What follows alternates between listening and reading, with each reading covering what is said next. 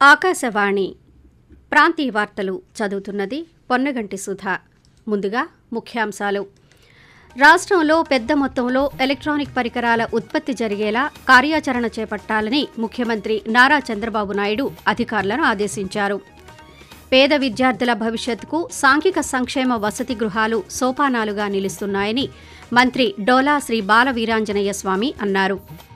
వినియోగదారులకు నాణ్యమైన విద్యుత్ అందించేందుకు రాష్ట్ర ప్రభుత్వం అనేక చర్యలు తీసుకుంటోందని మంత్రి గొట్టిపాటి రవికుమార్ తెలిపారు. ప్రధానమంత్రి సూర్యఘర్ పథకాన్ని సద్వినియోగం చేసుకుని ప్రజలు లబ్ధి పొందాలని మంత్రి వాసంశెట్టి సుభాష్ సూచించారు. ఇక వార్తల వివరాలు. ముఖ్యమంత్రి నారా చంద్రబాబు నాయుడు ఈరోజు ఎలక్ట్రానిక్స్ కాంపోనెంట్స్ మ్యానుఫ్యాక్చరింగ్ పాలసీ 4.0పై రాష్ట్ర సచివాలయంలో సమీక్ష నిర్వహించారు. 2025-30 సంవత్సరాల మధ్య ఎలక్ట్రానిక్స్ పరిశ్రమలకు సంబంధించిన పెట్టుబడులను ఆకర్షించడమే లక్ష్యంగా నూతన విధానంపై ముఖ్యమంత్రి అధికారులతో చర్చించారు.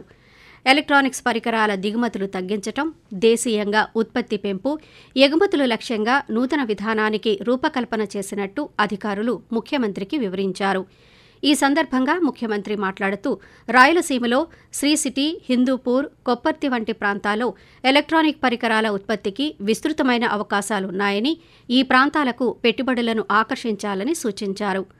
అంతర్జాతీయ స్థాయి డిమాండ్ను తీర్చేందుకు వీలుగా రాష్ట్రంలో పెద్ద మొత్తంలో ఎలక్ట్రానిక్ పరికరాలను ఉత్పత్తి చేసేలా కార్యాచరణ చేపట్టాల్సి ఉందని ముఖ్యమంత్రి స్పష్టం చేశారు. పేద విద్యార్థుల భవిష్యత్తుకు సాంఘిక సంక్షేమ వసతి గృహాలు సోపానాలుగా నిలుస్తున్నాయని ఆ శాఖ మంత్రి డోలా శ్రీ బాల వీరాంజనేయ స్వామి అన్నారు.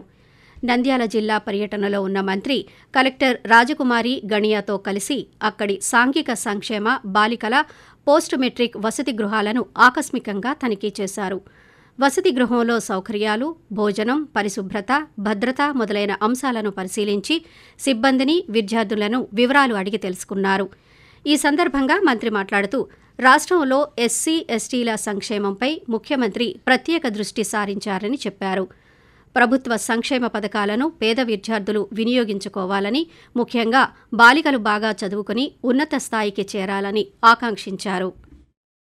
ట్రైబల్ వెల్ఫేర్ డిపార్ట్మెంట్లో ముఖ్యంగా తిరుపతిలో ఉన్నటువంటి గర్ల్స్ హాస్టల్ కానీ బాయ్స్ హాస్టల్ కానీ మనం నిధులు విడుదల చేయడం జరిగింది.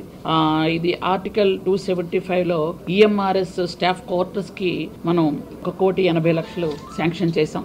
అది అలాగే మన రెసిడెన్షియల్ స్కూల్ తిరుపతి స్కూల్ కోటి బాలికల స్కూల్, అది ఆ స్కూల్కి 3,52,00,000 శాంక్షన్ చేయడం జరిగింది. బాయ్స్ స్కూల్ రెసిడెన్షియల్ స్కూల్కి శ్రీకాళహస్తిలో 2,40,00,000 కూడా శాంక్షన్ చేశాం. ఇప్పుడు ఆ పనులు కూడా జరుగుతున్నాయి. వినియోగదారులకు నాణ్యమైన విద్యుత్ అందించేందుకు రాష్ట్ర ప్రభుత్వం అనేక చర్యలు తీసుకుంటుందని విద్యుత్ శాఖ మంత్రి గొట్టిపాటి రవికుమార్ అన్నారు. ఒంగోలు పట్టణంలో ఈరోజు నిర్వహించిన పలు కార్యక్రమాల్లో ఆయన పాల్గొన్నారు. మంగమ్మ కళాశాల ప్రాంతంలో 4,80,00,000 రూపాయల వ్యయంతో నిర్మించిన సబ్స్టేషన్ను మంత్రి ప్రారంభించారు. అలాగే మంగుమూరు కూడలి వద్ద 3,50,00,000 రూపాయల ఖర్చుతో నూతనంగా నిర్మించనున్న సబ్స్టేషన్ నిర్మాణానికి హౌసింగ్ బోర్డు వద్ద ఆర్డీఎస్ఎస్ పనులకు శంకుస్థాపన చేశారు. ఈ సందర్భంగా మంత్రి మాట్లాడుతూ రైతులకు, వినియోగదారులకు అంతరాయం లేకుండా నాణ్యమైన విద్యుత్ అందించేందుకు నూతన సబ్స్టేషన్లను నిర్మిస్తున్నట్టు చెప్పారు. సుపరిపాలనలో తొలి అడుగు కార్యక్రమంలో భాగంగా ఒంగోలులో పర్యటించడం జరిగిందని రవికుమార్ పేర్కొంటూ, ఈ ప్రభుత్వం అధికారంలోకి వచ్చిన తర్వాత నాణ్యమైన విద్యుత్తు, 9 గంటల విద్యుత్తు రైతులకి, అట్లానే ఇళ్లకి మంచి విద్యుత్ ఇవ్వాలనే దానికోసం వాళ్ళ దాదాపు 4,80,00,000 రూపాయలతోటి వాళ్ళ సబ్స్టేషన్ ప్రారంభిస్తున్నాము. ఇంకో సబ్స్టేషన్ భూమి పూజ చేస్తున్నాం.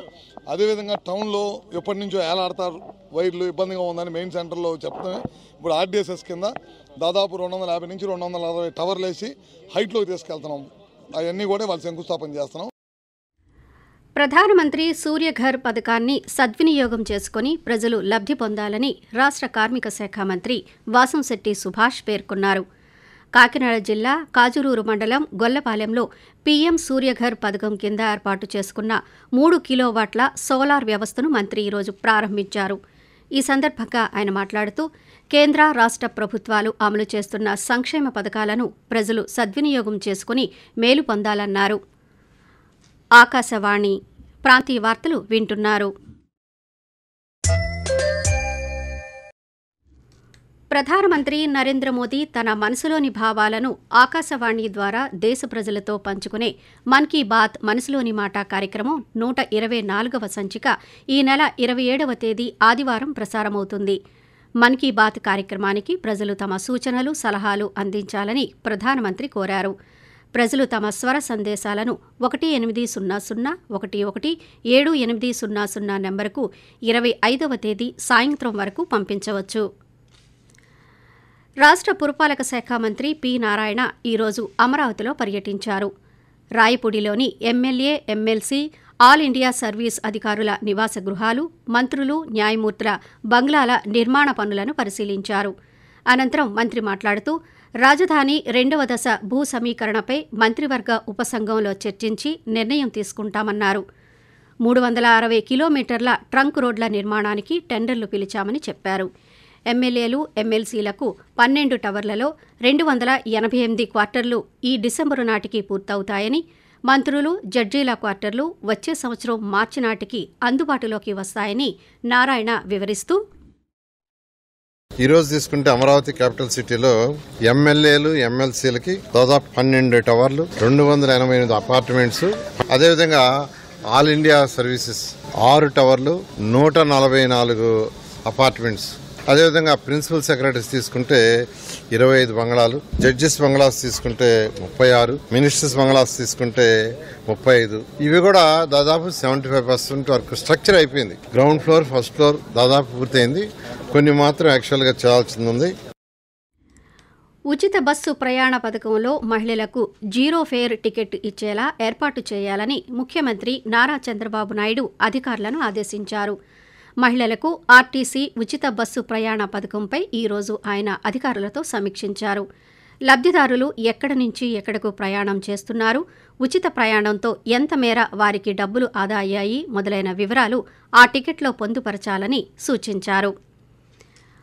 హోంశాఖ మంత్రి వంగలపూడి అనిత ఈరోజు శ్రీ సత్యసాయి జిల్లా మడకశిరలో పర్యటించారు. స్థానిక శాసనసభ్యులు ఎంఎస్ రాజు నిర్వహించిన సుపరిపాలనలో తొలి అడుగు కార్యక్రమంలో ఆమె పాల్గొని ఇంటింటికి వెళ్లి ప్రభుత్వ పథకాలు అందుతున్నాయా అని ప్రజలను అడిగి తెలుసుకున్నారు. అనంతరం మడకశిర పట్టణంలోని ఇండియన్ డిజైన్స్ ఎక్స్పర్ట్స్ సంస్థను మంత్రి ప్రారంభించారు.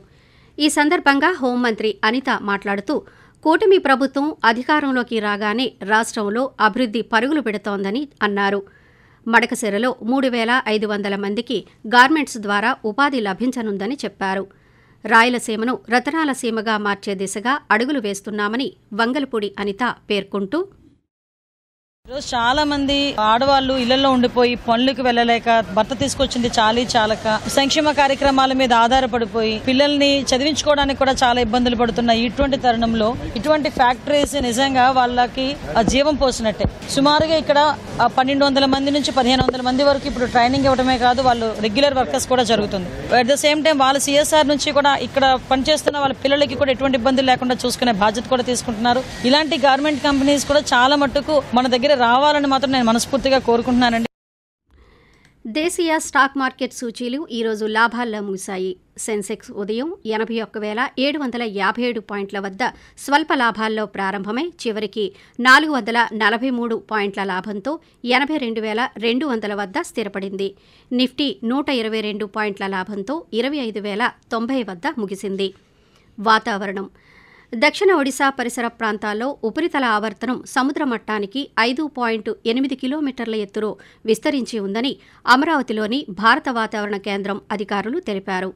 ఈ నెల 24వ తేదీ నాటికి ఉత్తర బంగాళాఖాతంలో అల్పపీడనం ఏర్పడే అవకాశం ఉందని తెలియజేశారు. ఆకాశవాణి ప్రాంతీయ వార్తలు ముగించే ముందు ముఖ్యాంశాలు మరోసారి.